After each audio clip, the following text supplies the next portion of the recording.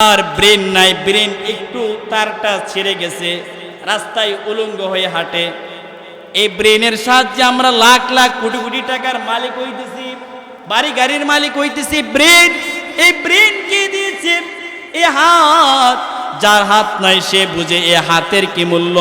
এই হাত দ্বারা আমরা কত কাজ করি, দুনিয়াবি কত কাজ করি, এই হাতের দ্বারা কামাই রুজি করতেছি। এই হাত দ্বারা আমরা আল্লাহ তাআলার কত নিয়ামত খাইতেছি। এই হাতের চিন্তা যদি করি তাহলে আল্লাহ তাআলার পরিচয় পাওয়া যাবে। এই যে শ্বাস নিঃশ্বাস নিচ্ছি, বৈজ্ঞানিকরা বলেন প্রত্যেকটা মানুষ দৈনন্দিন 1,60,000 বার শ্বাস নিঃশ্বাস গ্রহণ করে আবার ফেলে। আচ্ছা, শ্বাস নিঃশ্বাসের জিনিসটা কেমন? একটা শ্বাস যদি বন্ধ হয়ে যায়, কি বলেন, মানুষটা কি জীবিত থাকতে পারে? মারা যাবে না? আল্লাহ তাআলা আমাদেরকে দৈনন্দিন 1,60,000 বার শ্বাস নেওয়ার, শ্বাস গ্রহণ করার, শ্বাস ফেলার তৌফিক দিচ্ছে। একটু অসুস্থতার মাধ্যমে যদি কখনো আইসিইউতে যাওয়া হয়, অক্সিজেন লাগানো হয়, তাহলে প্রতিদিন 50,000 টাকা করে বিল আসে। 2 দিনে 1 লক্ষ টাকা শুধু অক্সিজেনের জন্য নিতে হয়। এবং বলার তৌফিক দিয়েছেন আল্লাহ তাআলা আমাদেরকে উপস্থিত করার, এবং আল্লাহ তাআলার সবচেয়ে উত্তম যে জায়গা মসজিদ, এই মসজিদে আমাদেরকে আসার বসার তৌফিক দান করেছেন। এই জন্য আমরা সকলেই শুকরিয়া তান বলি আলহামদুলিল্লাহ। মুহতারাম হাজিরিন, আল্লাহ তাআলা এই পৃথিবীতে আমাদেরকে যে পাঠিয়েছেন, এক পর্যায়ে একটি সময় এরকম ছিল দুনিয়াতে আমরা কেউই ছিলাম না। আবার কিছুদিনের জন্য আমরা আছি, বিশ্বাস করি কিছুদিন ভিতরেই, কয়েকদিনের ভিতরে আবার এই দুনিয়ার মায়া ত্যাগ করে আমরা আরেক জগতে যাব। এটা আমরা সকলেই জানি। আল্লাহ তাআলা কালামুল্লাহর মধ্যে বলেন, কুল্লু নাফসিন যায়িকাতুল মাউত। আল্লাহ রাব্বুল আলামিন বলেন, যতগুলো ইনসান আছে, যতগুলো প্রাণী আছে, সকল প্রাণীর একদিন মৃত্যুর স্বাদ গ্রহণ করতে হবে। পাশাপাশি আল্লাহ বলেন, সুম্মা ইলাইনা তুরজাউন। তোমরা কিন্তু মৃত্যুর পরে এমন নয় যে তোমরা শেষ হয়ে যাবা, তোমাদের অস্তিত্ব বিলীন হয়ে যাবে, তোমরা হারিয়ে যাবা, তোমরা মাটির সাথে মিশে যাবা, এমন নয়। আল্লাহ বলেন, অতঃপর আবার তোমরা আমার কাছে, আবার আমার সম্মুখীন হবা, আমার সামনে তোমরা দণ্ডায়মান হবা। আল্লাহ তাআলার সামনে আমরা আবারও দণ্ডায়মান হব, উপস্থিত হব। কি হবে দাঁড়ানোর পর? আল্লাহ তাআলা এবার কসম খাইতেছে, ফারাব্বিকা লানাসআলান্নাহুম আজমাইন আম্মা কানু ইয়ামালুন। আল্লাহ রাব্বুল আলামিন আমাদের নবীকে বলতেছেন, ফারাব্বিকা, ওগো নবীজি আপনার রবের কসম। আচ্ছা বলেন তো, আমাদের নবীজির রব কে? আরো জোরে বলেন, আমাদের নবীজির রব কে? আল্লাহ। আল্লাহ তাআলা আমাদের নবীজির উপর বলতেছেন, ওগো নবীজি আপনার রবের কসম খেয়ে বলতেছে, লানাসআলান্নাহুম আজমাইন, আমি প্রত্যেককে জিজ্ঞাসা করব, আম্মা কানু ইয়ামালুন, দুনিয়াতে তারা কি কি কাজ করেছে, কিভাবে হায়াতকে ব্যয় করেছে, আমালের মাধ্যমে হায়াতকে অতিবাহিত করেছে নাকি গুনাহের মাধ্যমে হায়াতকে অতিবাহিত করেছে, আমি সবগুলো জিজ্ঞাসা করব। আল্লাহ তাআলা আল্লাহর নিজের কসম খায়া বলতেছেন, আমি অবশ্যই প্রত্যেকটা মানুষকে আমার সামনে আনার পরে যখন তাকে মৃত্যুর স্বাদ গ্রহণ করাবো, তখন সে আমার কাছে আসবে, আমার কাছে আসবে, তার সাথে আমি একটা মুআমালা করব।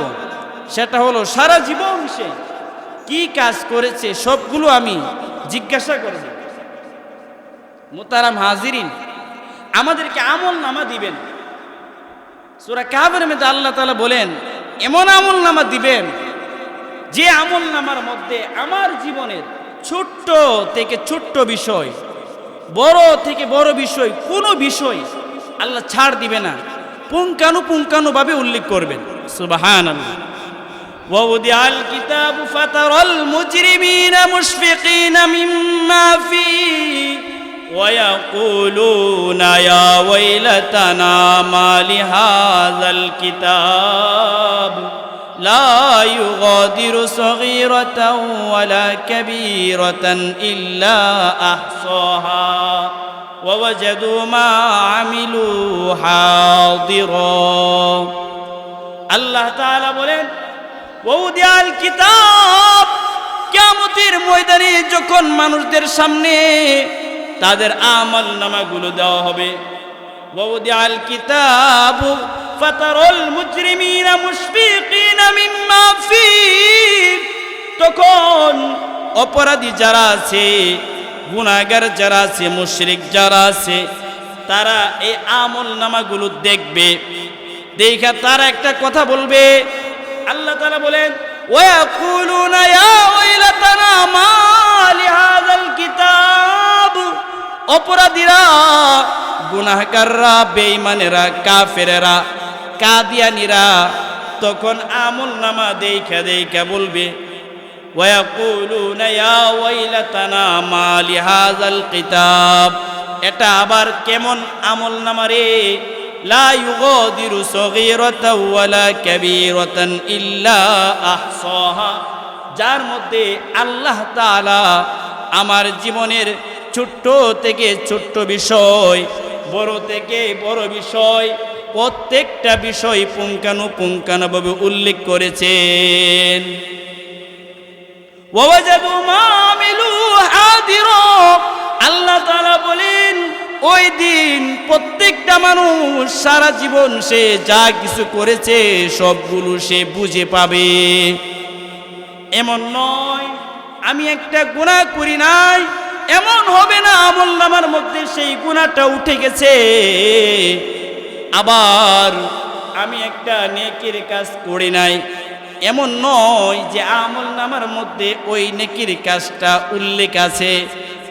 আমি একটা নেকির কাজ করলাম, এমন হবে না যে আমলনামার মধ্যে ওই নেকির কাজটা উল্লেখ হয় নাই, এমন কখনো হবে না। আল্লাহ তাআলাই বলেছেন পুঙ্খানু থাকবে, ছোট্ট বিষয় বড় বিষয় সকল বিষয়গুলো আল্লাহ তাআলা ওই আমলনামার মধ্যে উল্লেখ করবেন। মুহতারাম হাজিরিন, এই যে আমরা এখানে বসলাম, আমাদের এই বসাটা আমাদের দুইজন ফেরেশতা কিরামুন কাতিমিন যারা আছে তারা কি এগুলো লিপিবদ্ধ করতেছে কি করতেছে না?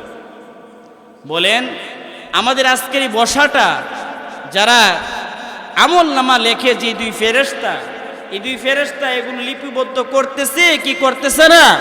অবশ্যই করতেছে। তার মানে হলো এই যে সময়টা আমরা দিচ্ছি কুরআন ও হাদিসের কথা শুনতেছি, এই সময়টাও মিজানের পাল্লায় নেক আমল হিসেবে গণ্য হবে। সুবহানাল্লাহ। মুহতারাম হাজিরিন, আমি আপনাদের কাছে যেই বিষয়টুকু আজকে আলোচনা করব, আসলে আমি ছোট্ট মানুষ, আমার সেই বয়সও নাই এবং আলোচনা করার সেই যোগ্যতাও নাই। আমাদের দাদা শাহ আবরারুল হক সাহেব দামাত বারকাতুহুম তিনি বলেন যে সমুদ্রের মধ্যে বুদবুদ আছে। বুদবুদ মানে ফেনা। বুদবুদ কোথায় থাকে? সমুদ্রের উপরে থাকে, আর সমুদ্রের নিচে থাকে সোনা, সমুদ্রের নিচে থাকে হীরা, মণি, মুক্তা, জাওহার। তো আমার দাদা শায়েখ বলেন যারা আলোচনা করে তারা মূলত সমুদ্রের বুদবুদ মানে ফেনা। আমি হইলাম ফেনা টাইপের। আপনারা যারা নিচে বসে আছেন, আমার মুরব্বী, আমার বাবার সমতুল্য অনেক ওলামায়ে কেরাম, হাফিজে কোরআন বসে আছে, আপনারা হলেন মুনি মুক্তার সমতুল্য। তো আপনাদের সামনে শুধুমাত্র দোয়া নেওয়ার জন্যে কিছু সময়ের জন্য বসেছি। আল্লাহ তাআলা আমাদেরকে ইখলাসের সাথে কিছু কথা বলা এবং শোনার তৌফিক দান করুক, সকলেই বলি আমিন। মুহতারাম হাজিরিন, বলতেছিলাম এই দুনিয়াতে আমরা এক সময় ছিলাম না, এখন আছি, আবার এক সময় কি আমরা থাকবো না। আল্লাহ তাআলা বলেন থাকবো না, মৃত্যুর স্বাদ তো গ্রহণ করব। আমরা কি মৃত্যুর মাধ্যমে বিলীন হয়ে যাব? আমার আলোচনা যদি বুঝে থাকেন বলেন, আমরা কি মৃত্যুর সাথে সাথে কি আমরা বিলীন হয়ে যাব? আমাদের অস্তিত্ব কি শেষ হয়ে যাবে, নাকি আমরা পুনরায় আবার মহামালিকের সামনে দাঁড়াবো? আমরা অবশ্যই মহামালিকের সামনে পুনরায় আবার দাঁড়াবো, আমাদের হিসাব হবে। পশু পাখি, চতুষ্পুত জন্তু, এগুলোর কোনো হিসাব হবে না, মানুষের হিসাব হবে। মোহতারাম হাজিরিন, তো এই জিন্দেগিটা যেহেতু একটা আমাদের অল্প সময়ের জিন্দেগি, এই জিন্দেগিটা আল্লাহ কেন দিয়েছেন? আল্লাহ তাআলা সূরা মুলুকের মধ্যে বলেন যে আমি তোমাদেরকে হায়াত এবং মওত দিয়েছি লিয়াবলুয়াকুম আইয়ুকুম আহসানু আমালা, তোমরা কে কতটুকু ভালো আমল করো। আওয়াজ করে বলুন, আমাদের এই হায়াতের জিন্দেগি আল্লাহ কেন দিয়েছেন? কে কতটুকু আমরা ভালো আমল করতে পারি, এর জন্য আমাদেরকে এই দুনিয়াতে আল্লাহ পাঠিয়েছেন। যদি আমরা ভালো আমল করতে পারি, যদি আমাদের জিন্দেগিটার মধ্যে গুনাহের চাইতে আমলের পাল্লা, নেক আমলের পাল্লা বেশি হয়, তাহলে আমরা সফল কাম হয়ে যাব। ফামান যুহজিয়া আনিন নার ওয়া উদখিলাল জান্নাতা ফাকাদ ফাস ওয়া মাল হায়াতুদ দুনিয়া ইল্লা মাতাউল গুরুর। আল্লাহ তাআলা বলেন কিয়ামতের ময়দানে যে সকল গাঠি পার হয়ে কোনোভাবে সফলতা পেয়ে গেল, সকল গাঠি থেকে সে মুক্তি পেয়ে গেল, সে হলো সবচেয়ে বড় সফলতাকামী, সে সবচেয়ে বড় সফল। আল্লাহ এরপরে বলেন ওয়ামাল হায়াতুদ দুনিয়া, আর দুনিয়ার হায়াতটা হলো ইল্লা মাতাউল গুরুর, শুধুমাত্র দুকা আর দুকা, দুকা আর দুকা। দুনিয়া কিসের জায়গা ভাই? দুকার জায়গা। কেমন দুকা? এই যে সূর্য, এই সূর্যটা দেখা যায় একটা প্লেটের মতো, অথচ কি সূর্য প্লেট? বলেন সূর্যটা কি প্লেটের মতো? বৈজ্ঞানিকরা বলেন এই যে পৃথিবী, এই পৃথিবীর চাইতে 13 লক্ষ গুণ বড় এই সূর্য। আল্লাহ তাআলা পৃথিবীর চাইতে 13 লক্ষ গুণ বড় বানিয়েছেন এই সূর্যকে, কিন্তু আমাদের চোখে দেখায় এটা একটা প্লেটের মতো দুকা। এই যে আমরা হায়াত, আমরা দিনে দিনে বড় হচ্ছি, দেখতে দেখা যায় বড় হইতেছি, কিন্তু না, কবরের হিসাবে আমরা দিনে দিন ছোট হয়ে যাইতেছি। যত দিন যাচ্ছে তত কবরের দিকে আগাচ্ছি। কি বলেন? আমাদের যত দিন যাচ্ছে আমরা কোন দিকে আগাচ্ছি? কবরের দিকে আগাচ্ছি। এই জন্য দুনিয়া ধোঁকার জায়গা। এই দুনিয়াতে আমরা সামান্য একটু চাকচিক্য, একটু মজা, দুনিয়ার লোভ লালসায় পড়ে আমরা আখিরাতকে ভুলে গেছি। আমাদেরকে যিনি সৃষ্টি করেছেন সে আল্লাহকে ভুলে গেছি। আমাদের আল্লাহ আমাদের কাছে কি চান এগুলো আমরা ভুলে গেছি। হুজ্জাতুল ইসলাম ইমামে গাজালি রহমাতুল্লাহি আলাইহি এ ব্যাপারে একটা সুন্দর উদাহরণ লিখছেন। হুজ্জাতুল ইসলাম ইমামে গাজালি রহমাতুল্লাহি আলাইহি, তার নাম হলো মাওলানা আবু হামিদ। হুজ্জাতুল ইসলাম ইমামে গাজালি রহমাতুল্লাহি আলাইহি লেখেন, একটা লোক জঙ্গলের মধ্যে গেছে, হঠাৎ করে তাকে বাঘ ধাওয়া করেছে।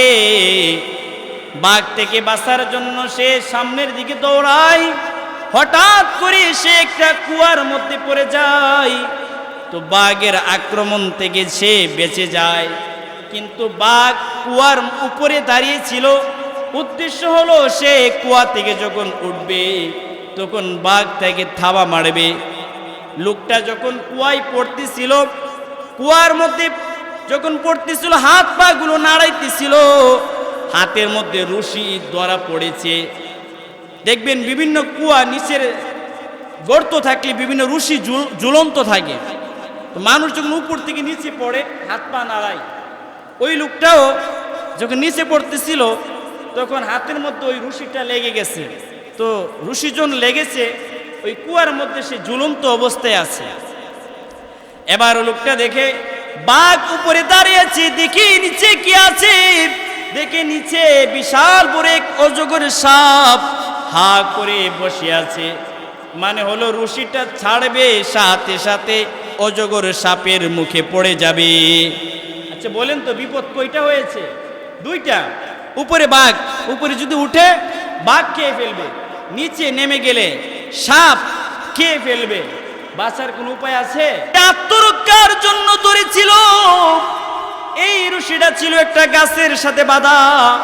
ওই গাছের গোড়াতে দুইটা ইঁদুর, একটা কালো ইঁদুর আর একটা সাদা ইঁদুর, দুইটা ইঁদুর ইঁদুরের দাঁত দিয়ে ওই রশিটার একটা একটা করে রশির বান ছিঁড়তেছে।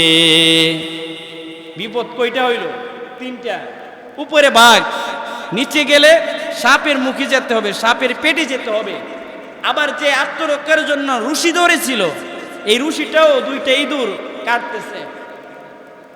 মোহতারাম হাজিরিন, এই তিন বিপদের সময়ে সেই লোকটা যখন জাড়ি খাইতেছিল কুয়ার মধ্যে, ঘটনাক্রমে উপরে একটা গাছের মধ্যে ছিল মধু, মধুর মৌচাক ছিল। মধুর মৌচাক থেকে 1-2 ফোঁটা মধু কুয়ার মধ্যে পড়তেছে। তো লোকটা জিহ্বা বাহির করেছে।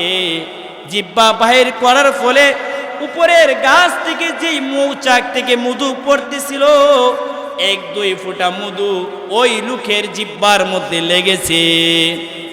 হুজ্জাতুল ইসলাম ইমামে গাজালি রেখেন, এই লোকটা উপরে যে বাঘ, নিচে যে সাপ, আত্মরক্ষার যে দড়ি, এটা যে কাটতেছে ইঁদুর, সব বুইলা গেছে 1-2 ফোঁটা মধু পাইয়া। আচ্ছা আপনারা যারা আছেন আপনারা বলেন তো, লোকটা এত বিপদগুলো বুইলা গেছে 1-2 ফোঁটা মধু পেয়ে, লোকটা কি চালাক নাকি বেকুফ? বেকুফ না, অবশ্যই লোকটা বেকুফ। হুজ্জাতুল ইসলাম ইমামে গাজালি রাহমাতুল্লাহি আলাইহি লেখেন, এমন বেকুফ আমাদের সমাজও আছে, আমাদের গড়ে আছে।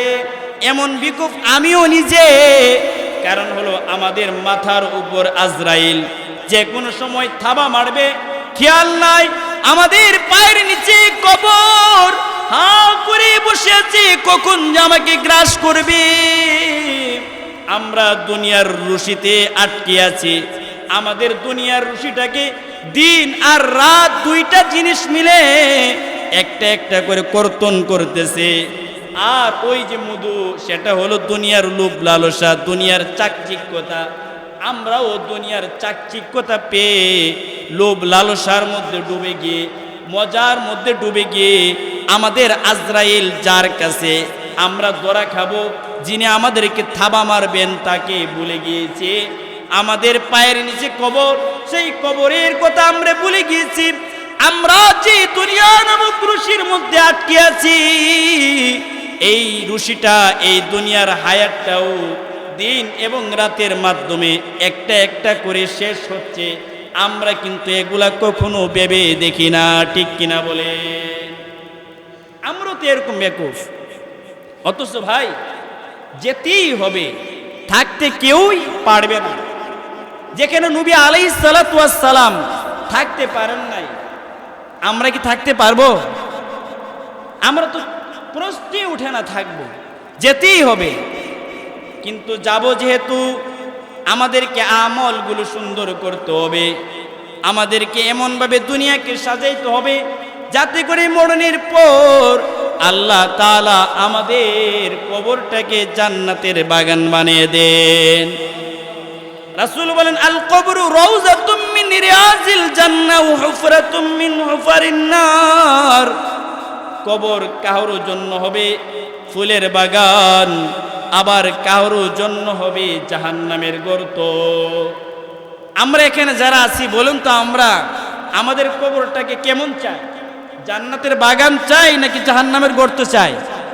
জান্নাতের বাগান সবাই চায়। তো জান্নাতের বাগান যে চাই, এর জন্য তো জান্নাতি কাজ করতে হবে, আমাদেরকে আমলকে সাজাইতে হবে, আল্লাহ ওয়ালা জিন্দেগি আমাদেরকে গঠন করতে হবে, শয়তানি নফসানি জিন্দেগি থেকে আমাদেরকে বিরত থাকতে হবে। এজন্য আমাদেরকে আল্লাহর উলি হতে হবে। আশরাফ আলী থানভী রহমতুল্লাহ আলাইহি লেখেন, উলি দুই প্রকার, হয়তো সে আল্লাহর উলি হবে, নয়তোবা সে শয়তানের উলি হবে, এর বাইরে 3 নাম্বার কোনো প্রকার নাই। আমরা তো এখানে যারা আছি কেউই, আমরা কি চাই শয়তানের উলি হইতে, শয়তানের বন্ধু হইতে? আমরা কেউ চাই? কেউই চাই না। যদি শয়তানের বন্ধু আমরা না হয়, বুঝা গেল আমাদের ভিতরে একটা জিনিস কাজ করে, তা হলো আমাদের ভিতরে আল্লাহর উলি হওয়া, আমাদের আকাঙ্ক্ষা হলো আল্লাহর বন্ধু হওয়া। ঠিক কিনা মুসলমান? আল্লাহর উলি হতে গেলে কি লাগে? বেশি ইবাদত লাগে না? তাহাজ্জুদ পড়লেও আল্লাহর উলি, তাহাজ্জুদ আপনার ছুটেও যায়, তারপর আপনি আল্লাহর উলি। যদি আপনার ভিতরে গুনাহ ছাড়ার মাদ্দা থাকে, গুনাহ ছাড়ার অভ্যাস থাকে, যদি গুনাহ করার অভ্যাস থাকে, আপনি কখনো আল্লাহর উলি নয়। কিন্তু গুনাহ ছাড়ার অভ্যাস যদি থাকে, তাহলেই আপনি আল্লাহর উলি। আল্লাহর উলি হইতে চাইলে 2 জিনিস লাগে। 1 নাম্বার তাকওয়া লাগে, আল্লাহর ভয় লাগে। 2 নাম্বার হলো গুনাহ ছাড়তে হবে, সকল প্রকার গুনাহ ছাড়তে হবে। মুসলমান আমরা যারা আছি, হিসাব করলে দেখা যায় 4টা 5টা 6টা আমাদের যারা আছি, অল্প কয়েকটা গুনাহে আমরা জর্জরিত। আমরা তো আর শুকরের গোশত, কুকুরের গোশত খাই না। কি খাই? খাই না। যেগুলো ইহুদি খ্রিস্টানরা উল্লাসের সাথে খায়, এগুলো আমরা খাই না। আমরা তো মদ, ইয়াবা, ফেন্সিডিল এগুলো খাই না। দেখা যাচ্ছে যে ইমানের বদলতে অনেক গুনাহ আমরা এমনিতেই ছেড়ে দিছি। শুধু কয়েকটা গুনাহ, গীবতের গুনাহ, স্বামীর হক আদায় হয় না, এটা একটা গুনাহ। শ্বশুর শাশুড়ির হক এটা আদায় হয় না, এটা একটা গুনাহ। সমাজের হক আদায় করি না, এটা একটা গুনাহ। ইত্যাদি ইত্যাদি। মিথ্যা বলা কিছু গুনাহ, নামাজ না পড়া গুনাহ। এইমন 4-5টা, হাতে গোনা 7-8টা আমরা গুনাহে অভ্যস্ত। এই গুনাহটা ছেড়ে দিতে পারলেই আমরা নিশ্চিত আল্লাহর ওলি। সুবহানাল্লাহ। এই জন্য মুহতারাম হাজিরিন, আমরা এখানে যারা আছি, আমরা কে কে চাই যে আল্লাহর ওলি হয়ে দুনিয়াতে বেঁচে থাকবো ইনশাআল্লাহ? নারে তাকবীর। আমরা সকলেই চাই। আল্লাহ তাআলার ওলি হতে চাইলে আল্লাহকে চিনতে হবে, আল্লাহর মারিফত অর্জন করতে হবে। আল্লাহর মারিফত কিভাবে অর্জন হয়? যখন আমরা আল্লাহ তাআলার সৃষ্টি জগৎ নিয়ে গবেষণা করব, তখনই আল্লাহ তাআলার মারিফত, আল্লাহ তাআলার পরিচয় আমার ভিতরে আস্তে আস্তে করে জন্মাবে। সুবহানাল্লাহ। রাসূল বলেন, তাফাক্কারু ফি খালকিল্লাহ ওয়া লা তাতাফাক্কারু ফিল্লাহ। তোমরা যদি আল্লাহর পরিচয় পাইতে চাও, তাহলে আল্লাহ তাআলার সৃষ্টি জগৎ নিয়ে গবেষণা করো, আল্লাহ তাআলাকে নিয়ে গবেষণা করবা না। কারণ আল্লাহ তাআলাকে নিয়ে গবেষণা করলে মানুষ নাস্তিক হবে। কি হবে? নাস্তিক হবে। আমাদের যে ব্রেন, আমরা কি ইমামে আজম আবু হানিফার মতো ব্রেন হয়ে গেছে, মেধা হয়ে গেছে? নাই। ইমামে আজম আবু হানিফা রহমতুল্লাহ আলাইহি ওনার এক ঘটনা লেখছেন। উনি মাদ্রাসায় গেছেন, মাদ্রাসায় যাওয়ার পর দেখে উস্তাদরা কেউই নাই। ছাত্র ভাইকে জিজ্ঞাসা করছে, উস্তাদরা গেল কই? তো ছাত্ররা বলতেছে, আমাদের সকল উস্তাদগণ আজকে ইহুদিদের সাথে, খ্রিস্টানদের সাথে মুনাজারাই গেছে, বহসে গেছে। সেই বহসের মধ্যে যদি আজকে মুসলমানরা হেরে যায়, তাহলে সকল মুসলমান খ্রিস্টান হয়ে যাবে, আর খ্রিস্টানরা হেরে গেলে সকল খ্রিস্টানরা মুসলমান হয়ে যাবে। তো ইমাম আজম বলেন, আচ্ছা এটা তো দেখা দরকার। তো ইমাম আজম আবু হানিফা রহমতুল্লাহ আলাইহি এই বহসটা দেখার জন্য গেলেন। গিয়া দেখেন তার সকল উস্তাদরা মাথা নিচু করে বসে আছে। কি ব্যাপার, আপনাদের মাথা নিচু কেন? তখন এক উস্তাদ বলতেছে, বাবা নোমা, আমাদেরকে তারা 4টা প্রশ্ন করছে, 4 প্রশ্ন আমাদের জানা নাই, এজন্য আমরা মাথা নিচু করে আছি। তো আবু হানিফা রহমতুল্লাহ আলাইহি বলেন, উস্তাদজি বেয়াদবি মাফ করলে 4টা প্রশ্ন যদি একটু বলতেন। তো বলতেছে, 1 নাম্বার প্রশ্ন করেছি, বলো এখন আল্লাহ কোথায় আছে? আল্লাহ তাআলার আগে কি আছে বলো? দুনিয়ার সব কিছুর আগে কিছু থাকে, আল্লাহ তাআলার আগে কে ছিল বলো? 2 নাম্বার প্রশ্ন, আল্লাহ তাআলা এখন কোথায় আছে? যদি বলে আল্লাহ তাআলা এখন এখানে আছে, তখন তারা বলবে তাহলে লন্ডনে এখন কে আছে? লন্ডনে তো একজন আল্লাহ দরকার। আমেরিকাতে এখন কে আছে? যেহেতু এখানে আছে, লন্ডনে আল্লাহ নাই, তাহলে বোঝা গেল একজন আল্লাহ দিয়ে চলবে না, আল্লাহ অনেকজন লাগবে। 2 নাম্বার প্রশ্ন, আল্লাহ এখন কোথায় আছে? 3 নাম্বার প্রশ্ন, আল্লাহ এখন কোন দিকে আছে? আল্লাহ এখন কোন দিকে আছে? যদি বলে আল্লাহ এখন বাংলাদেশের দিকে আছে, তখন খ্রিস্টানেরা বলবে তাহলে ইন্ডিয়ার দিকে কি আছে? ইন্ডিয়ার জন্য নিশ্চয়ই আরেকজন আল্লাহর দরকার। বুঝা গেল আল্লাহ অনেক হওয়া লাগবে, একজন চলবে না। 4 নাম্বার, আল্লাহ তাআলা এখন কি করতেছে? যদি বলে আল্লাহ তাআলা এখন তার এলাকাতে নিয়ন্ত্রণ করতেছে, তখন খ্রিস্টানেরা বলবে তাহলে আমেরিকা লন্ডন কে নিয়ন্ত্রণ করতেছে? যেহেতু আমেরিকা লন্ডন নিয়ন্ত্রণ একজন করতেছে, সেখানে একজন আল্লাহর প্রয়োজন। বোঝা গেল একজন দিয়ে হয় না, অনেকজন আল্লাহ লাগবে। আচ্ছা বলেন তো, প্রশ্নটা কঠিন না সহজ? কঠিন না? 1 নাম্বার প্রশ্ন কি, আল্লাহ তাআলার আগে কে ছিল? 2 নাম্বার, আল্লাহ তাআলা এখন কোন জায়গায় আছেন? 3 নাম্বার, আল্লাহ তাআলা এখন কোন দিকে আছেন? 4 নাম্বার, আল্লাহ তাআলা এখন কি করতেছেন? ইমামে আজম আবু হানিফা রহমতুল্লাহ আলাইহি উস্তাদকে বলতেছেন, উস্তাদজি একটু অনুমতি দিবেন, আমি এই প্রশ্নের উত্তর দিব। সুবহানাল্লাহ বলবেন না? বহসের মুনাজারার নিয়ম হলো, বহসের নিয়ম হলো আজকে উত্তর দিতে পারেন নাই, 2 দিন পরে দিতে পারবেন। একবার উত্তর দিয়ে ফেললে আর দ্বিতীয়বার দেওয়ার সুযোগ নাই। তো উস্তাদরা ভাবতেছেন, এই ছেলে যার বয়স মাত্র এখন 12 বছর, 12 বছরের ছেলে কি উত্তর দিবে? উত্তর দেওয়ার পর, মুসলমানদের পক্ষ থেকে উত্তর দেওয়ার পর যদি উত্তর মন পুত না হয়, তাহলে তো মুসলমানরা হেরে যাবে। মুসলমানরা হেরে গেলে খ্রিস্টানদের সাথে তারাও খ্রিস্টান হয়ে যেতে হবে। ইমাম আজম বলেন, হুজুর আমার উপর একটু ভরসা রাখেন, আর এদেরকে বলেন এটা কোন একটা প্রশ্ন হইল, ছাতা পাতার প্রশ্ন, এই প্রশ্ন আমরা বড়রা দিব না, আমাদের বাচ্চা বাচ্চা পোলাপান উত্তর দিব। সুবহানাল্লাহ। উস্তাদ সাহস কইরা বলছেন, কারণ এই ছেলের মেধা, প্রতিভা সম্পর্কে উস্তাদের ধারণা ছিল। তো ইমামে আজম আবু হানিফা রহমাতুল্লাহি আলাইহি এবার বলতেছেন, এই পাদ্রী বলো তোমাদের কি প্রশ্ন? বলতেছেন, বলো আল্লাহ তাআলার আগে কে ছিল? 1 নাম্বার প্রশ্ন, ইমাম আজম বলেন 10 এর আগে 9 আছে, 9 এর আগে 8 আছে, 8 এর আগে 7 আছে, 7 এর আগে 6 আছে, 6 এর আগে 5 আছে, 5 এর আগে 4 আছে, 4 এর আগে 3 আছে, 3 এর আগে 2 আছে, 2 এর আগে 1 আছে। বলেন 1 এর আগে কিচ্ছু আছে নাকি? 1 এর আগে কিচ্ছু নাই, শূন্য।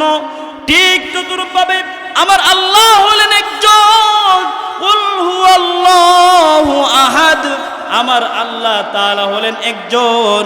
1 এর আগে যেমন কিচ্ছু নাই, আমার আল্লাহর আগেও কেউ নাই। সুবহানাল্লাহ। আচ্ছা বলো এবার 2 নম্বর প্রশ্ন কি?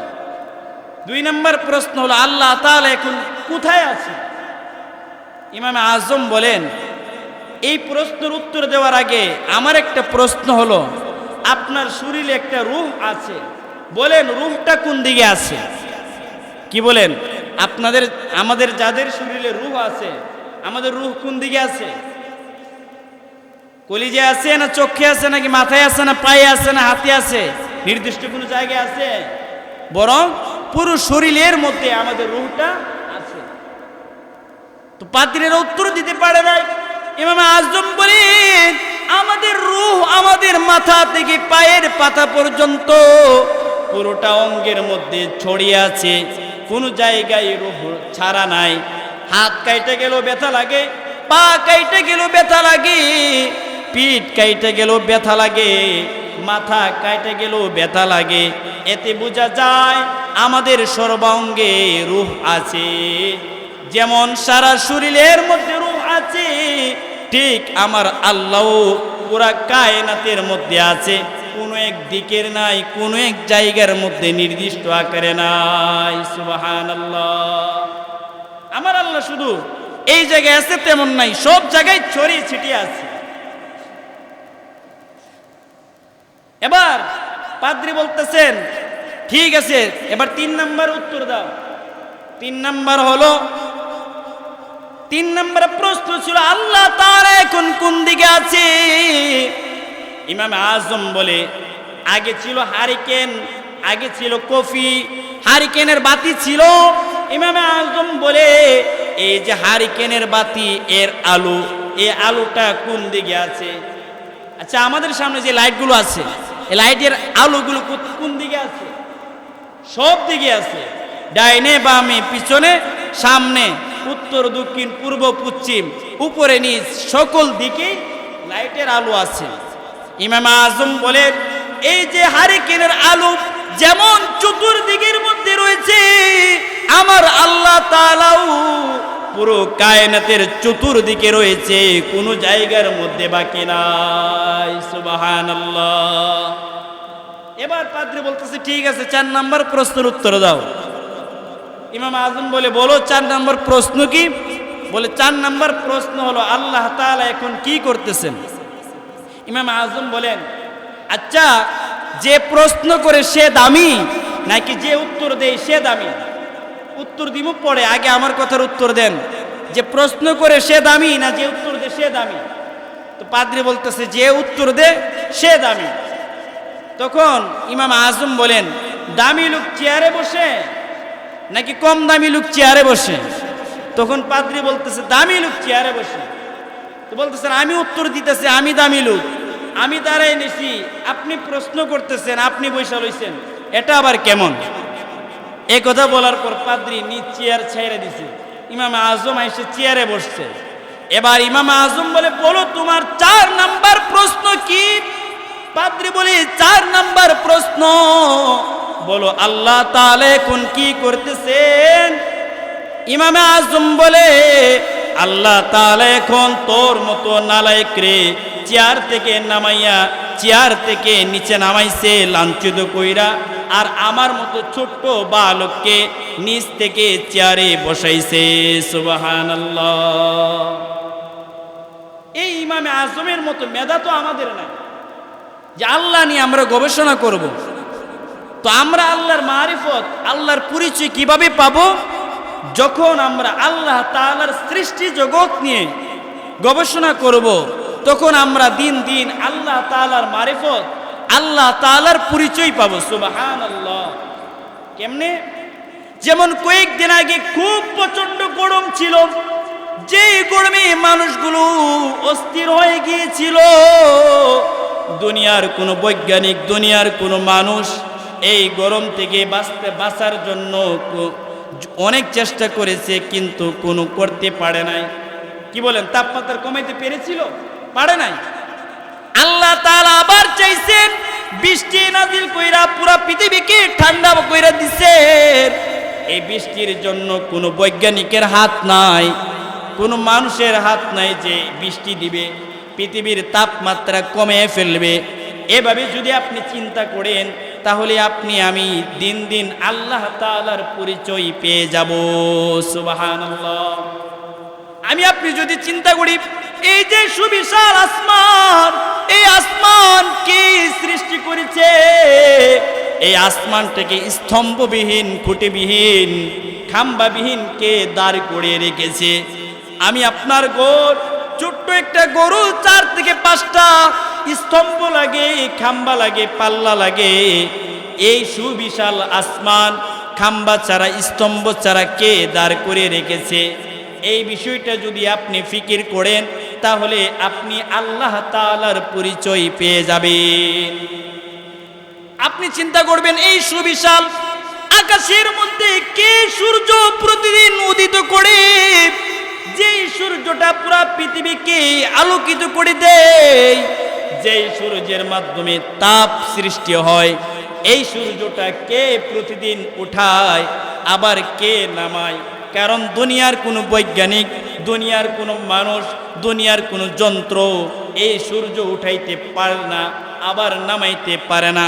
যদি আমি আপনি চিন্তা করি তাহলে মহামালিকের পরিচয় পেয়ে যাব।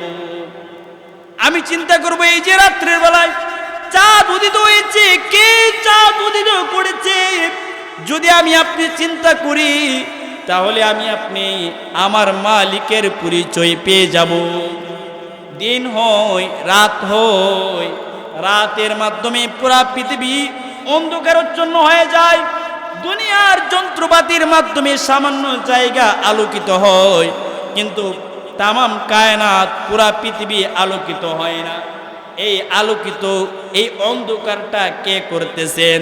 আবার কিছুক্ষণ যাওয়ার পর আবার এই তামাম পৃথিবীটাকে আল্লাহ তাআলা আবার তামাম পৃথিবীটাকে আবার সূর্যের মাধ্যমে, দিনের মাধ্যমে আলোকিত করতেছে। এই জিনিসটা যদি আমি আপনি চিন্তা করি তাহলে আমি আপনি আল্লাহ তাআলার পরিচয় পেয়ে যাব। আল্লাহ তাআলা আরো বলেন, আমি পুরো পৃথিবীটাকে বিভিন্ন রং বেরঙে সাজাইছি। কেমনে? বল, একই জায়গার মধ্যে একই জায়গাতে তিনটা চারা লাগাইছেন, একটা আম গাছের চারা, আর একটা জাম গাছের চারা, আর একটা কাঁঠাল গাছের চারা। একই পুকুর থেকে বা টিউবওয়েল থেকে পানি দিছেন এই তিন গাছের গোড়ায়। কিছুদিন পর দেখা যায় আম গাছের মধ্যে আম হইছে এক রকমের স্বাদ, জাম গাছের মধ্যে জাম হইছে এক রকমের স্বাদ, কাঁঠাল গাছের মধ্যে কাঁঠাল হইছে এক রকমের স্বাদ। একই জায়গার মধ্যে একই পানি পড়ছে, তারপরও ভিন্ন ভিন্ন ফল কে সৃষ্টি করতেছে। এইগুলা যদি আমি আপনি খেয়াল করে ফিকির করি তাহলে আমি আপনি আল্লাহ তাআলার পরিচয় পেয়ে যাব।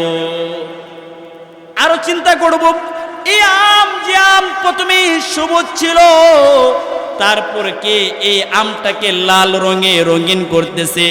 পাশে গাছ জাম গাছ, এই জাম গাছটাকে কে কালো রঙে রঙিন করতেছে। পাশে গাছ কাঁঠাল, এই কাঁঠাল গাছটাকে কে হলুদ রঙে রঙিন করতেছে।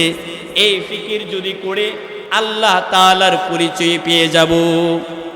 এই যে দেখবেন বিভিন্ন পোস্টার, ব্যানার, ফেস্টুন তৈরি করা হয় যন্ত্রপাতির মাধ্যমে। পোস্টার যখন বাইর হয়, ব্যানার যখন বাইর হয়, বিভিন্ন কালারে বিভিন্ন রঙে বাইর হয়। রঙে বাইর হয়েছে কেন? বলে এই মেশিনের গুঁড়াতে কালো রং, লাল রং, বিভিন্ন রং ছিল, ঠিক না? এই জন্য পোস্টারটা বিভিন্ন রঙে বাইর হয়েছে। আচ্ছা আপনারা বলেন তো, এই যে জাম গাছ, জাম ফলটা কালো হয়, জাম গাছ কাটলে পরে এর গুঁড়াতে আপনারা এই জীবনে কয় ফোঁটা কালো রং পাইছেন বলেন? এক ফোঁটা কালো রং কি আমরা কখনো পেয়েছি নাকি? এই যে কাঁঠাল গাছ হলুদ হয়, কাঁঠাল ফলটা হলুদ হয়, এই কাঁঠাল গাছ কাটলে এর গোড়াতে আমরা কোনোদিন এক ফোঁটা হলুদ রঙও পাই না। আম গাছ আম পাকলে পড়ে লাল হয়, এই আম গাছের গোড়াতে আমরা যতবার কেটেছি কাটলে পরে লাল রঙের এক ফোঁটা লাল রঙও পাই না। তাহলে রং ছাড়া এই লাল রং কে দিল? কালো রং ছাড়া এই গাছের মধ্যে, জামের মধ্যে কে কালো রং দিল? কাঁঠাল গাছের রং ছাড়া এই কাঁঠালের মধ্যে কে হলুদ রং দিল? এই বিষয়টা যদি আমি ফিকির করি তাহলে আমি আপনি আল্লাহ তাআলার পরিচয় পেয়ে যাব। সুবহানাল্লাহ। দেখবেন বিভিন্ন কফি বানায়, কফি যখন বানায় তখন কফিটা মিষ্টি হয়, মানে হলো মেশিনের মধ্যে আগে থেকে চিনি মিশ্রিত ছিল, ঠিক না? আগে থেকে চিনি মিশ্রিত ছিল, এই জন্য কফিটা কি হয়েছে? মিষ্টি হয়েছে। আপনারা যারা এখানে আছেন, আমি আপনি যতবার কাঁঠাল গাছ কেটেছি কখনো একটা দুইটা দানা চিনির দানা কাঁঠাল গাছের গোড়ার মধ্যে পাই নাই। কখনো জাম মিষ্টি হয়, কিন্তু জাম মিষ্টি হওয়ার পিছনে এক দুই দানা চিনি কখনো এর গুড়ার মধ্যে পাওয়া যায় না। আম মিষ্টি হয়, আম মিষ্টি লাগে, কিন্তু আম গাছের গুড়ার মধ্যে কখনো এক দুইটা দানা চিনি পাওয়া যায় না। তাহলে এই আম গাছটাকে, এই আম গাছের মধ্যে রেখে আমটাকে কে মিষ্টি করতেছে? জাম গাছের মধ্যে রেখে এই জামটাকে কে মিষ্টি করতেছে? এই কাঁঠাল গাছের মধ্যে রেখে এই কাঁঠালটাকে কে মিষ্টি করতেছে? যদি এটা আপনি আমি খেয়াল করি, ফিকির করি, তাহলে বোঝা যাবে, আমাদের মালিকের পরিচয় পাওয়া যাবে। কারণ হলো এইগুলা এমনি এমনি তৈরি হয় নাই। কি বলেন? এমনি এমনি তৈরি হয়েছে? কোনো জিনিস বানানোওয়ালা ছাড়া নয়। আজকে দেখেন হিন্দু খ্রিস্টান যারা আছে, আল্লাহ তাআলা কোরআন এক জায়গায় বলেন তারা তো সৃষ্টি করেই না, বরং তাদেরকে সৃষ্টি করা হয়। হিন্দুরা দেবদেবীর পূজা করে, এটারে বানাইছে এরা নিজের হাতে, আইক্যওয়ালা বাঁশ এটার পাশে ঢুকায়া এটার বানায়, এটার সামনে খাবার থাকে, খাইতে তো পারেই না। এটা তো কোনো কিছু সৃষ্টি করেই না, বরং ওই মূর্তিটাকে তার অনুসারীরা বানায়। তাহলে সে কখনো আল্লাহ হইতে পারে না, সে কখনো মানুষ সৃষ্টি করতে পারে না। কিন্তু আমি আপনার অবয়ব দৃষ্টির দিকে, আমি আপনার সূরতের দিকে যদি তাকাই, তাহলে দেখব আমার আল্লাহ আমাকে কিভাবে বানিয়েছেন। এই চোখ, যার চোখ নাই সে বুঝে চোখের নিয়ামত কতটুকু। যার ব্রেন নাই, ব্রেন একটু তারটা ছিঁড়ে গেছে, রাস্তায় উলঙ্গ হয়ে হাঁটে। এই ব্রেনের সাহায্যে আমরা লাখ লাখ কোটি কোটি টাকার মালিক হইতেছি, বাড়ি গাড়ির মালিক হইতেছি। ব্রেন, এই ব্রেন কে দিয়েছে? এই হাত, যার হাত নাই সে বুঝে এই হাতের কি মূল্য। এই হাত দ্বারা আমরা কত কাজ করি, দুনিয়াবি কত কাজ করি, এই হাতের দ্বারা কামাই রুজি করতেছি। এই হাত দ্বারা আমরা আল্লাহ তাআলার কত নিয়ামত খাইতেছি। এই হাতের চিন্তা যদি করি, তাহলে আল্লাহ তাআলার পরিচয় পাওয়া যাবে। এই যে শ্বাস নিঃশ্বাস নিচ্ছি, বৈজ্ঞানিকরা বলেন প্রত্যেকটা মানুষ দৈনন্দিন 1,60,000 বার শ্বাস নিঃশ্বাস গ্রহণ করে আবার ফেলে। আচ্ছা, শ্বাস নিঃশ্বাসের জিনিসটা কেমন? একটা শ্বাস যদি বন্ধ হয়ে যায়, কি বলেন, মানুষটা কি জীবিত থাকতে পারে? মারা যাবে না? আল্লাহ তাআলা আমাদেরকে দৈনন্দিন 1,60,000 বার শ্বাস নেওয়ার, শ্বাস গ্রহণ করার, শ্বাস ফেলার তৌফিক দিচ্ছে। একটু অসুস্থতার মাধ্যমে যদি কখনো আইসিইউতে যাওয়া হয়, অক্সিজেন লাগানো হয়, তাহলে প্রতিদিন 50,000 টাকা করে বিল আসে। 2 দিনে 1 লক্ষ টাকা শুধু অক্সিজেনের জন্য নিতে হয়। এই অক্সিজেন আমাদেরকে কে দিচ্ছে? আল্লাহ তাআলা দিচ্ছে। এমন ভাবে প্রত্যেকটা ক্ষেত্রে যদি আমি আল্লাহ তাআলার সৃষ্টি জগৎ নিয়ে গবেষণা করি, তাহলে আল্লাহ তাআলার পরিচয়, আল্লাহ তাআলার মারিফত আমার কাছে স্পষ্ট হবে।